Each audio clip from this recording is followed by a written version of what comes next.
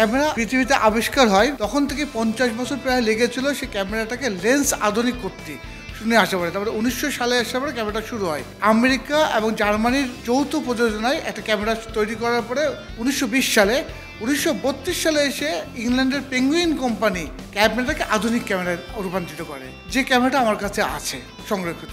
এরপরে ধারাবাহিকভাবে পৃথিবীর বা বাংলাদেশের বিবর্তনে মানে ক্যামেরাগুলো পরিবর্তন হতে হতে এখন আধুনিক ক্যামেরাতে আপনিই বলেছেন চমৎকারভাবে মোবাইলের মধ্যে চলে এসেছে। তার আগে যত ক্যামেরা ছিল আমার কাছে প্রায় 50 ধরনের ক্যামেরা আছে কোম্পানির, আর 150 রকম কোম্পানি উপরে আমার কাছে ক্যামেরা রেখেছে।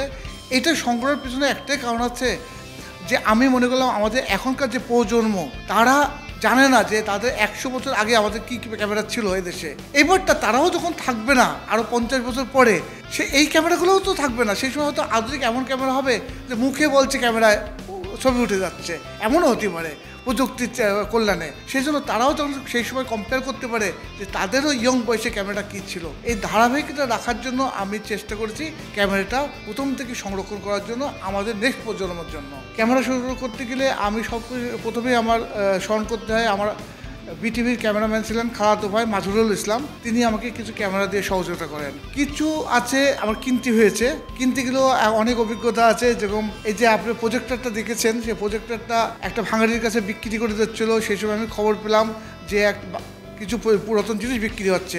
আমি যাওয়ার পরে বিক্রি হয়ে গেছে, ভাঙাড়ি আর আমাকে দেবে না, কেন সে কিনে নিয়ে গেছে। আর যে বিক্রেতা সেও কিছু বলতে পারছে না। পরে আমি রাগ করে বিক্রেতাকে আমার বাসায় নিয়ে আসার পরে আমার সংগ্রহশালা দেখানোর পরে বিক্রেতা যে বললো চলেন যে আমি দেখি।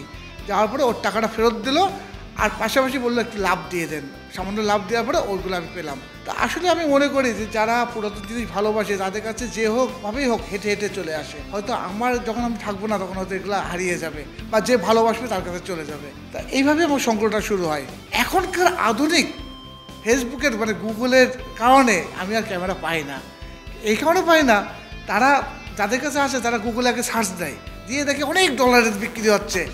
ও চিন্তা করে কত কোটি টাকা দাম, দেওয়া যাবে না। কিন্তু আসলে তার কাছে নষ্ট হয়ে যাচ্ছে, ধ্বংস হয়ে যাচ্ছে, কিন্তু সেটা দিলে আমার কাছে সংরক্ষিত থাকবে এটা তারা চিন্তা করে না। তখন খুব খারাপ লাগে নিজের কাছে। পরিকল্পনা আছে তো অবশ্যই, আমি যখন আমার লুলটুর সংগ্রহশালা একটা মিউজিয়াম তৈরি করব, সেটার একটা পার্ট থাকবে ক্যামেরার ইতিহাস থাকবে প্রথম শুরু থেকে শেষ পর্যন্ত যত আধুনিকতায় যাবে সেগুলো আমি রাখার, যেন আমাদের সবাই জানতে পারে যে ক্যামেরাটা সৃষ্টির থেকে বিবর্তনটা যেন দেখতে পারে। জাতীয় পর্যায়ে আমরাও তো এদেশের সংস্কৃতি এদেশের ঐতিহ্যকে রক্ষা করছি, তাহলে সরকারের তো অবশ্যই একটা উচিত যে আমাদেরকে কিছু একটা স্বীকৃতি দেওয়া। আরেকটা হচ্ছে কি, এই যে আমি যে প্রদর্শনী করছি বা মেলা করি, এতে হয় কি হয়তো নিজের টাকাই চাই, কিন্তু এটা যদি কোনো সংস্থা, কোনো ব্যাংক, কোনো প্রতিষ্ঠান যদি আমাদেরকে পৃষ্ঠপোষকতা করতো যে বড় আকারে একটা প্রদর্শনী করেন, জনগণকে দেখান আমাদের ঐতিহ্যকে, তাহলে হচ্ছে কি আরও ভালো আকারে অনেক জনগণ দেখতে পারতো।